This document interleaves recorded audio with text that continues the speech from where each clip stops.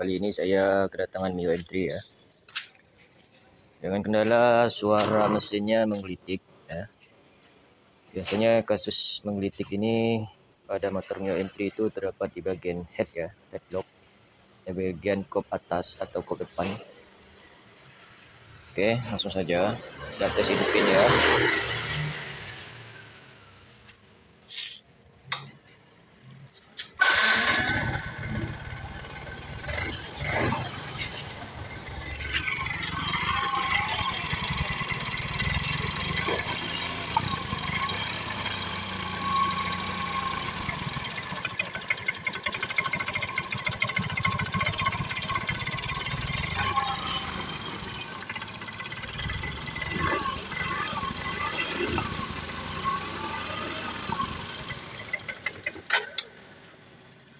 Di bunyinya seperti itu ya, suara ngelitik.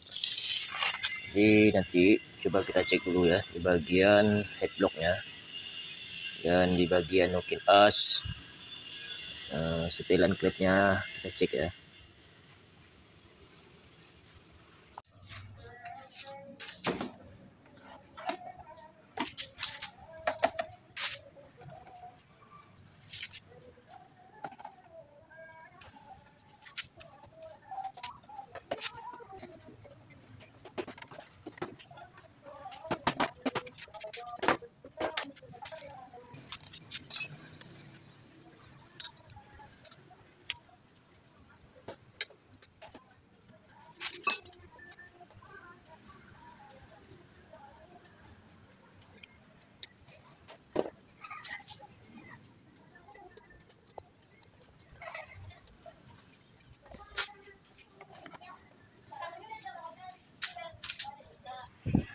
Oke ya, jadi ini saya cek di bagian setel klepnya.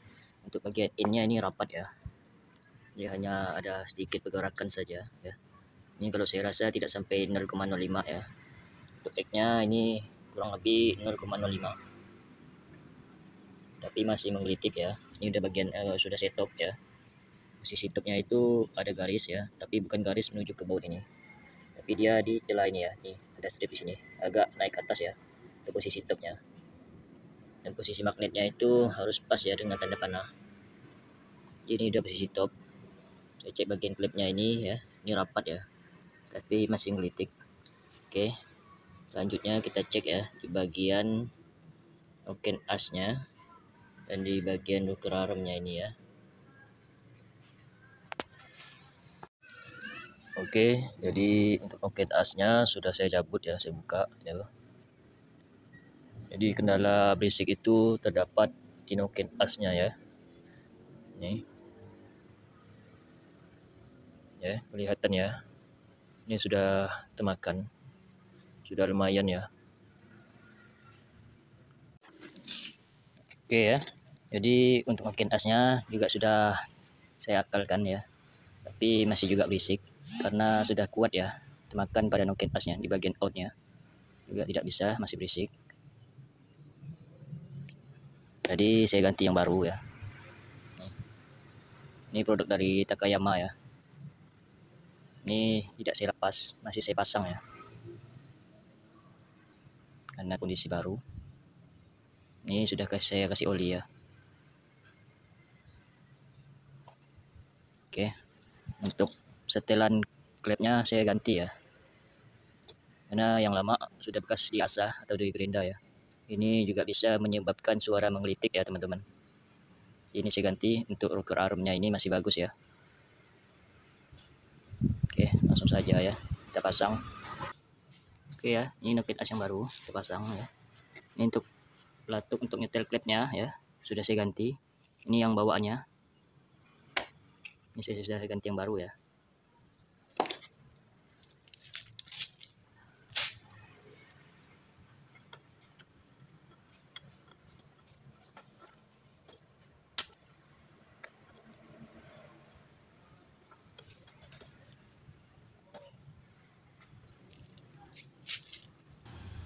Oke, noken asnya sudah saya pasang.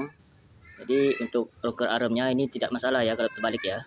Yang terpenting ini masih bagus, rollernya masih bagus ya, dan terus ini masih oke ya, jadi tidak masalah untuk terbalik in atau outnya. Oke.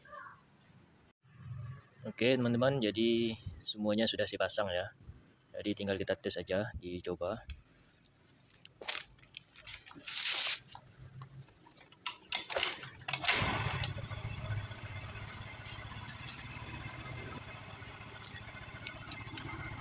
Oke.